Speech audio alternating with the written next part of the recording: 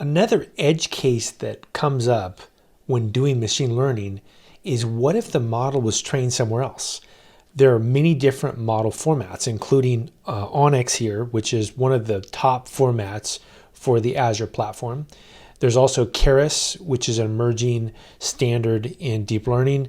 And there's also a mobile-friendly format, TF Lite.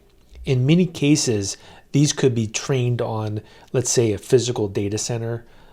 It could be trained on someone's laptop.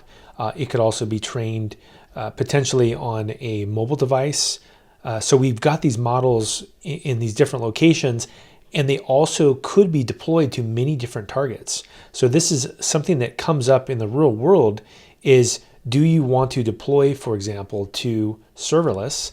And this could be, let's say, Azure App Services or ML Studio. ML Studio has really an end-to-end pipeline that allows you to deploy software, or something like the Azure Kubernetes service. So really, this is a key component in thinking through what's happening, is that it isn't the case that you're always going to be training the model yourself.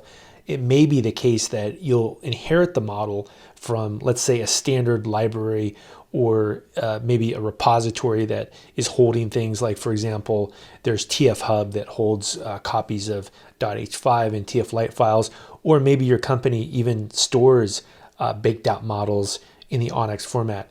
And then it's up to you as the ML engineer to decide on the correct platform to deploy this to. It could be a Flask app in the serverless platform on Azure, or it could be, bringing it into the ML Studio pipeline and re-ingesting the model and redeploying it to an endpoint, or maybe going the Kubernetes route and using Azure Kubernetes Service. So there is no perfect answer, and it's something that you have to figure out on a case-by-case basis.